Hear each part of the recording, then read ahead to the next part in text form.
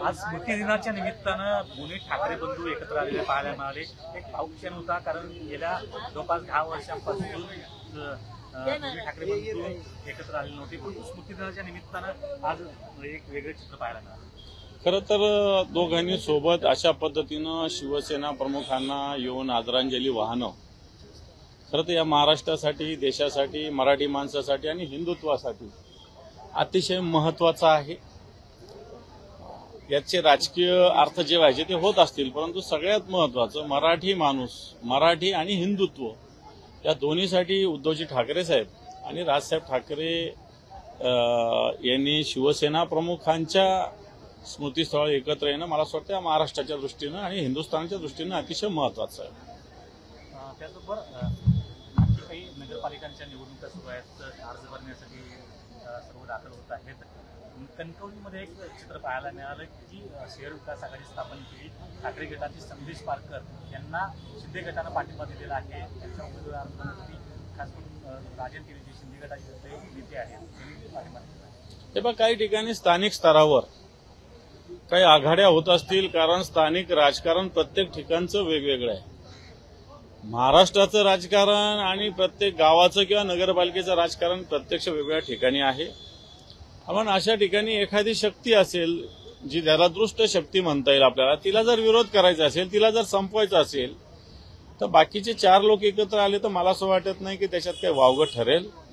परंतु असं फक्त कणकवलीतच नव्हे तर महाराष्ट्रात अनेक ठिकाणी असे चित्र निर्माण होतंय आणि ते आज दुपारच्या नंतर जास्त स्पष्ट होईल। खास करून राणेंना विरोध करण्यासाठी हे सर्व एकत्र आले पाहिजे। बिलकुल, राणेंच्या ज्या पद्धतीनं दहशत, दादागिरी, पैशाची मस्ती आणि समाजात भेद निर्माण करण्याची वृत्ती ही जर बघितली तर मला असं वाटतं स्वाभाविक सगळे लोक त्यांच्या या विचाराला, या शक्तीला, या विध्वंसक वृत्तीला विरोध करण्यासाठी एकत्र येऊ शकतात आणि येणार काळात असंच चित्र महाराष्ट्रात सुद्धा होईल। चाकणमध्ये देखील अशी परिस्थिती आहे। चाकणमध्ये देखील शिवसेना शिंदे गटाचा जे उमेदवार आहेत त्यांना आपलेच स्थानिक आमदार ठाकरे गटाचे आहेत बाबाजी काळे यांनी पाठिंबा दिलेला आहे।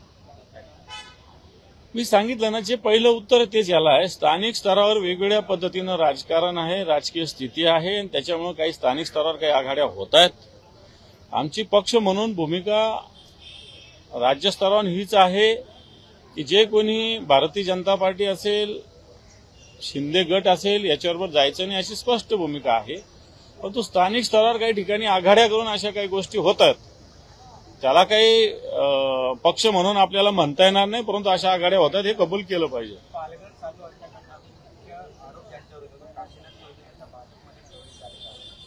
हे पण या पालघरच्या साधू हत्याकांडावर भारतीय जनता पार्टीनं महाराष्ट्रात शिवसेनेवर आणि विशेषतः त्यावेळेसच्या उद्धवजी ठाकरे साहेबांच्या सरकारवर हिंदुत्वाच्या विषयी प्रचंड प्रमाणात राळ उठवली होती।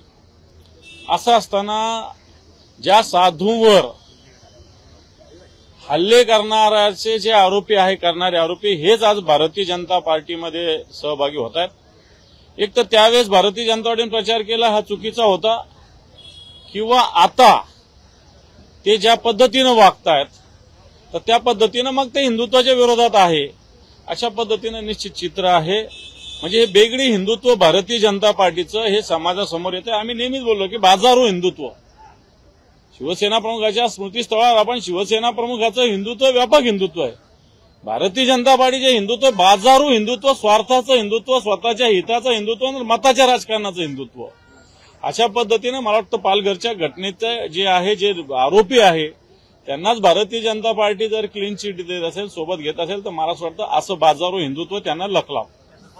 पार्थ पवार जमीन प्रकरणातला जो चौकशी अहवाल आहे हे पण त्या अहवालात काय येईल मला माहिती नाही, परंतु शेवटी अहवाल तयार करणारे सरकारमधले अधिकारी, त्यातले अर्धे लोक तर ही जमीन देण्यामध्ये ज्यांचा पुढाकार होता तेच आहे।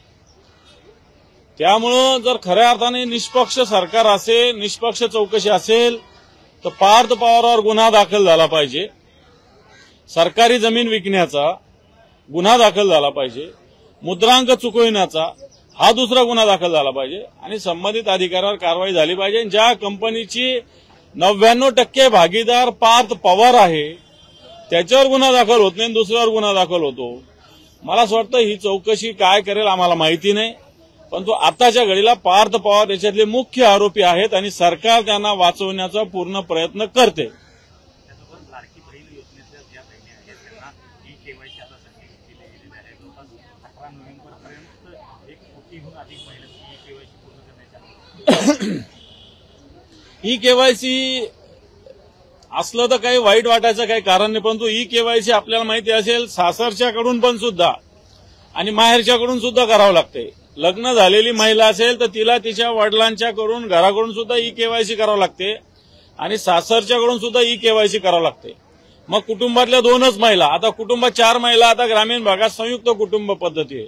4-4, 5-5, 7-7, 8-8 महिला जर एका घरात असेल तर कोणत्या नेमक्या 2 निवडायच्या.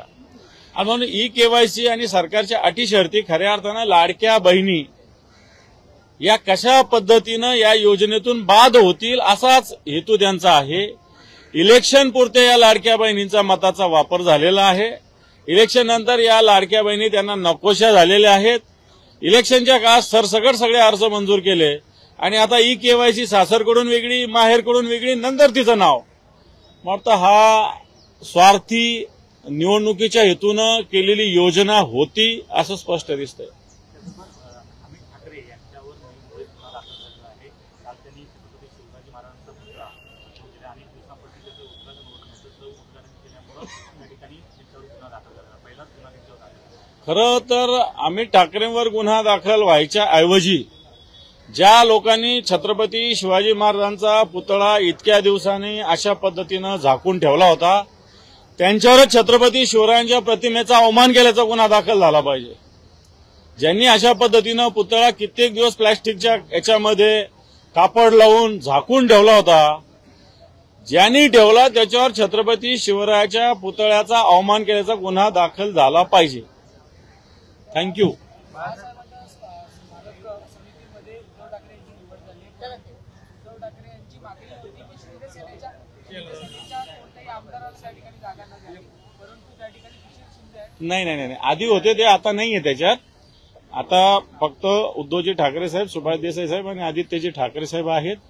जे शिंदे सेनेचे होते त्यांची 3 वर्षाची टर्म संपलेली आहे. त्या जागा रिक्त ठेवलेल्या आहेत. उद्धवजी ठाकरे साहेब त्या ट्रस्टचेच अध्यक्ष आहेत. त्यांची पुन्हा एकदा निवड झालेली, एवढंच. त्याच्यामुळे ते नाही आता.